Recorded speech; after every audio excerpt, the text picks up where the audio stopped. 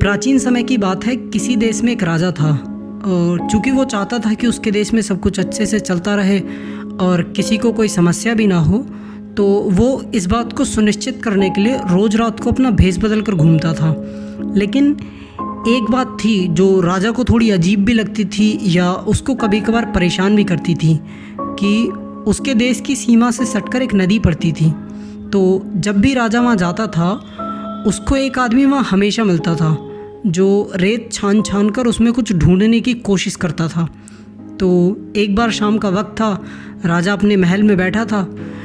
उसने अपने वज़ीर को बुलवाया और कहा कि हमारा देश बहुत ही संपन्न है, हमारे यहाँ कोई दुखी और परेशान भी नहीं है, लेकिन जब भी मैं रात को घूमने के लिए निकलता हूँ मुझे नदी किनारे पर हमेशा एक आदमी मिलता है जो रेत छान छान कर अपना भरण पोषण करता है।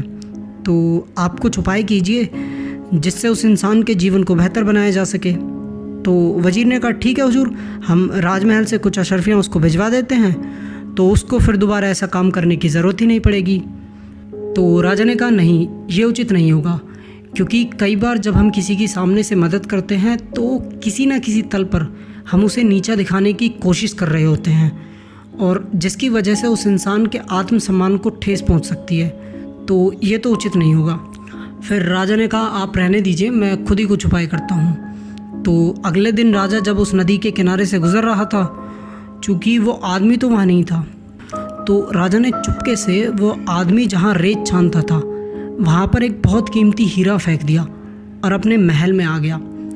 तो कुछ दिन बाद राजा फिर इसी आशा में कि अब तो शायद उस आदमी का जीवन पूरी तरह बदल चुका होगा, नदी किनारे घूमने के लिए गया हुआ था, लेकिन वो तो चौंक गया कि यह आदमी है बवाल है, क्योंकि वो महाराज तो फिर वहीं रेत छान रहा था।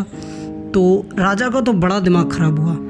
फिर भी उसने पूछा उस आदमी से कि ये बताओ, मैंने सुना है कि आसपास बड़ी अफवाह फैली हुई है कि रेत छानते वक्त तुम्हें कोई बेशकीमती हीरा मिला है। तो उसने बता दिया कि एक हीरा मिला तो है, इतना महंगा हीरा है कि बेच दो तो पूरी ज़िंदगी काम करने की ज़रूरत ही नहीं है। तो राजा ने कहा कि भले आदमी, जब तेरे पास इतना कीमती हीरा है तो फिर तू अब इस बेकार से रेत छानने के काम को छोड़ क्यों नहीं देता। तो उसने कहा क्या बात कर रहे हो भाई साहब, जिस काम की वजह से मुझे वो हीरा मिला है मैं उस काम को कैसे छोड़ सकता हूँ। अब तो मैं बिल्कुल नहीं छोड़ूंगा, मैं तो ज़िंदगी भर रेत छानने का ही काम करूँगा। राजा अपना सर पकड़ के बैठ गया कि और सुधार लो, ऐसे इंसानों को कुछ नहीं हो सकता। तो इस कहानी को सुनने के बाद कुछ चीज़ें तो साफ साफ समझ में आती हैं कि उस रेत छानने वाले आदमी में और हम में से कई इंसानों में कोई ख़ास फ़र्क नहीं है।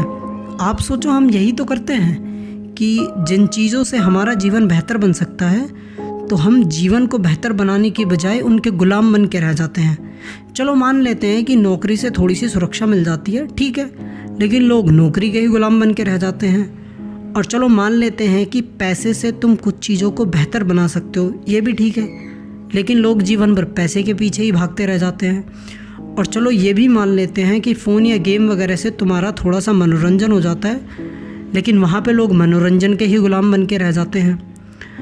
तो कुल मिलाकर जीवन का रहस्य संतुलन में छिपा है, क्योंकि कोई दुनिया का कितना भी समझदार इंसान हो, आज तक किसी के पास कोई ऐसा पैमाना नहीं है जिससे वो ये नाप सके कि क्या सही है और क्या गलत है। आपको पता है, सुकरात कहा करता था कि समझदार वो नहीं होता जो समझदार होता है, और ना ही बेवकूफ़ वो होता है जो बेवकूफ़ होता है, बल्कि समझदार वो है जो जीवन में संतुलन ढूंढता है, और बेवकूफ़ वो जो एक ही चीज़ को जीवन भर पकड़ के बैठ जाता है।